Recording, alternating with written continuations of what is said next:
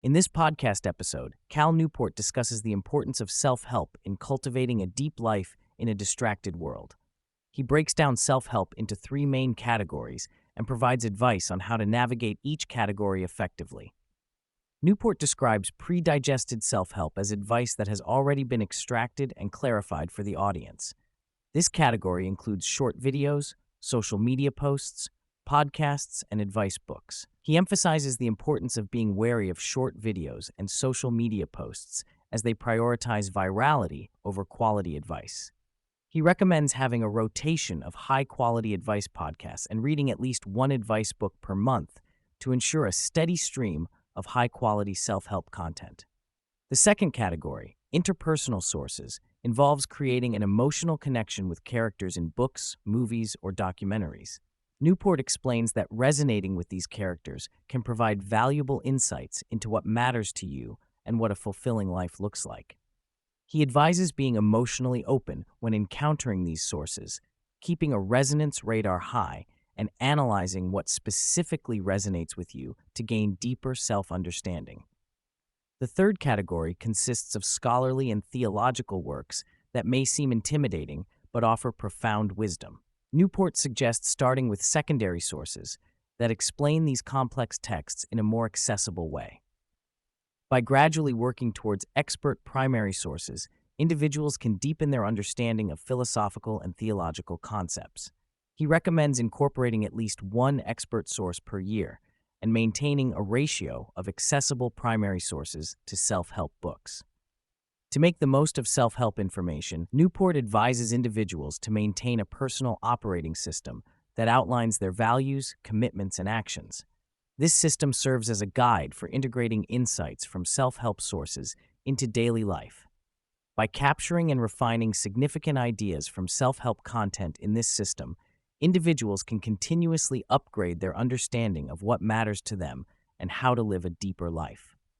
Newport emphasizes the importance of deep work, which involves focusing on cognitively demanding tasks without distractions.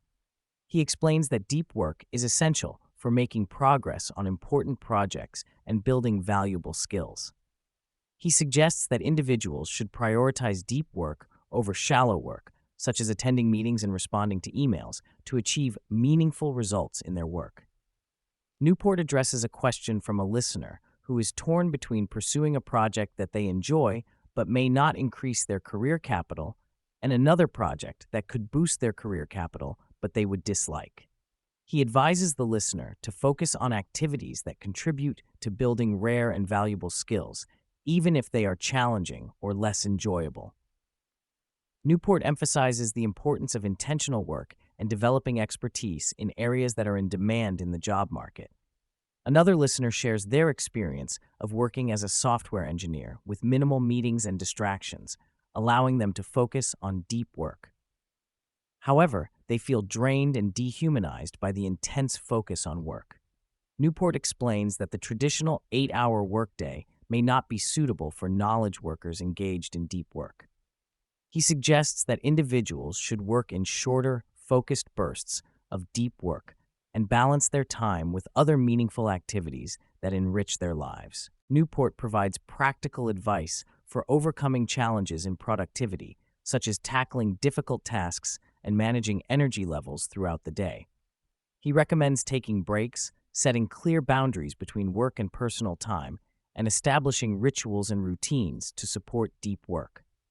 He also highlights the importance of convincing oneself of the value and feasibility of pursuing specific goals, such as writing a novel, to overcome mental barriers and increase motivation. The concept of slow productivity, as discussed in Newport's upcoming book, challenges the traditional notions of productivity and work culture. Newport explores the evolution of work in the 20th and 21st centuries, highlighting the shift from visible activity as a measure of productivity to a more nuanced understanding of deep work and meaningful contributions. He encourages individuals to rethink their approach to work, focusing on quality over quantity, and finding a balance between work and personal fulfillment. Newport also discusses the idea of the invisible factory, which refers to the unseen mental work that goes into tasks and projects before they are physically executed. He emphasizes the need to recognize and value this mental work in order to work more effectively and avoid burnout. Newport shares his thoughts on how different cultures approach work and productivity, noting that the French, for example, prioritize relaxation and work-life balance. The conversation then shifts to a listener's question about writing productivity. Newport advises the listener to prioritize dedicated blocks of time for writing, rather than trying to squeeze in short bursts of work throughout the day. He emphasizes the importance of setting aside uninterrupted time for deep work and suggests creating a structured routine to support the writing process.